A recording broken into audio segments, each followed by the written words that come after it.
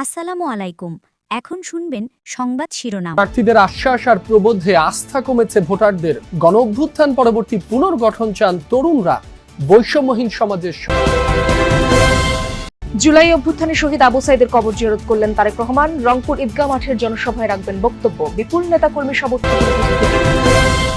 এখন যাদের হাতে দেশ নিরাপদ নয়, ক্ষমতায় যাওয়ার পর কিভাবে নিরাপদ হবে? নোয়াখালীতে জামায়াত আমিরের প্রশ্ন। একদিনে 5টি জনসভায় বক্তব্য রাখলেন। ভোটের আগে প্রতিশ্রুতি দেয়া হলেও নির্বাচনী ইশতেহার বাস্তবায়নের হার অর্ধেকেরও কম। জবাবদিহিতার অভাব বলছেন বিশ্লেষকরা। এতক্ষণ দেখছিলেন সংবাদ শিরোনাম, এখন দেখবেন বিস্তারিত। ছুটির দিনেও বিরামহীন প্রচার গণসংযোগে ব্যস্ত বিএনপি মনোনীত প্রার্থীরা। সকাল থেকেই রাজধানীর বিভিন্ন এলাকায় ছুটছেন, চাইছেন ধানের শীষের পক্ষে ভোট। রাজধানীর মিরপুর এলাকায় ভোটের প্রচারে নেমেছেন ঢাকা 16 আসনের বিএনপি প্রার্থী আমিনুল হক। তিনি বলেন, ক্ষমতায় গেলে অগ্রাধিকার ভিত্তিতে নারীর মর্যাদা এবং নিরাপত্তা নিশ্চিত করা হবে। নারীদের স্বতঃস্ফূর্তভাবে কেন্দ্রে এসে ভোটদানের আহ্বান জানান তিনি। উর্দু ভাষাভাষীদের স্থায়ী পুনর্বাসন নিশ্চিত করার প্রতিশ্রুতিও দেন।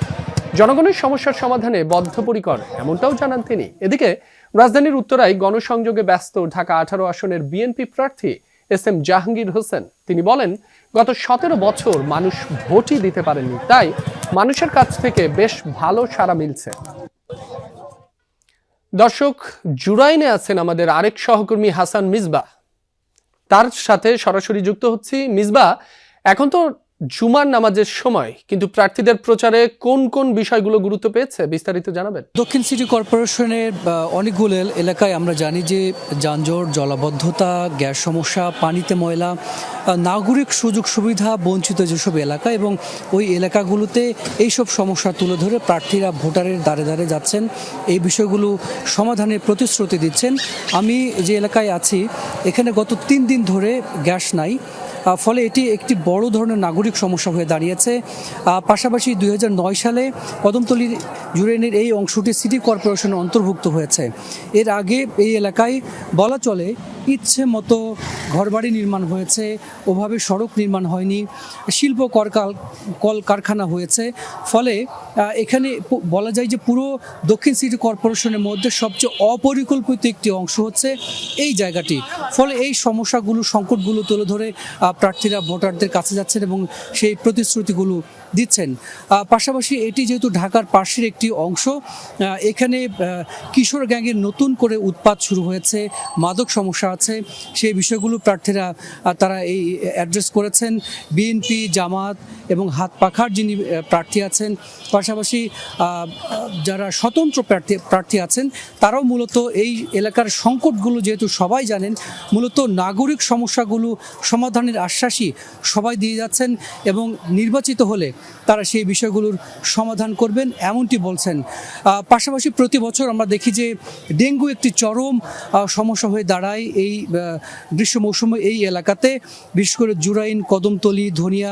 প্রতি বছর আমরা দেখি যে অনেক মানুষ মারা যায়, এখানে জলাবদ্ধতা থাকে, মশায় অনেক মানুষ এখানে প্রাণ হারান। সেই সংকটটি সমাধানের প্রতিশ্রুতি প্রার্থীরা দিচ্ছেন। পাশাপাশি কর্মসংস্থানের বিষয়টি তারা নজরে আনছেন এবং যারা এলাকায় বেকার আছে তাদেরকে প্রশিক্ষিত করে কিভাবে তাদের কর্মসংস্থানের ব্যবস্থা করা যায়। এবং এই এলাকার আরও একটি বড় সংকট হচ্ছে সড়ক নির্মাণ। একেবারে ভাঙাচোরা সড়ক এবং সড়কের যে অংশটি সেটিও একেবারে ছোট, দখলে দূষণে জর্জরিত এই এলাকা। সব মিলে দক্ষিণ সিটি কর্পোরেশনে যে সংকটগুলো আছে, নাগরিক অসুবিধা আছে, সংকট, সেগুলো মূলত অ্যাড্রেস করে প্রার্থীরা ভোটারের কাছে যাচ্ছেন এবং প্রতিশ্রুতি দিচ্ছেন। রাব্বি। মিসবাহ, আপনাকে ধন্যবাদ। বিশেষ চাহিদা সম্পন্ন মানুষদের দক্ষ জনশক্তি হিসেবে গড়ে তুলতে চায় বিএনপি। বগুড়ার এক মতবিনিময় সভায় রাখা বক্তব্যে একথা বললেন বিএনপি চেয়ারম্যান তারেক রহমান। দুপুরে ডাক্তার জুবাইদা রহমানের পক্ষ থেকে বিশেষ চাহিদা সম্পন্ন শিশু কিশোরদের হুইল চেয়ার বিতরণ অনুষ্ঠান ছিল। সেই অনুষ্ঠানে কথা বলেন বিএনপি চেয়ারম্যান। বলেন, সামাজিক, রাজনৈতিক, রাষ্ট্রীয়ভাবে বিশেষ চাহিদা সম্পন্ন ব্যক্তিদের পরিচর্যা করতে হবে, তাহলেই নিজেদের পরিপূর্ণভাবে বিকশিত করতে পারবেন তারা।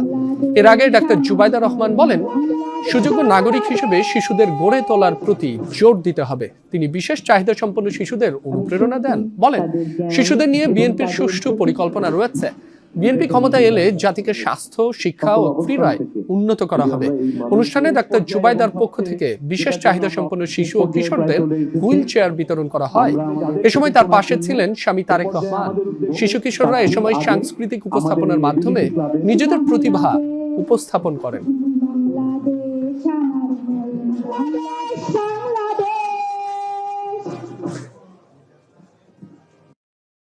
আমাদের পরিকল্পনায় আছে বিভিন্ন জেলায় ক্রীড়া প্রতিষ্ঠান গড়ে তোলা, যার মাধ্যমে সমস্ত শিশু কিশোররা পাবে খেলাধুলার স্বাদ এবং এইভাবে তারা স্বাস্থ্যে, শিক্ষায়, ক্রীড়ায় এগিয়ে যাবে।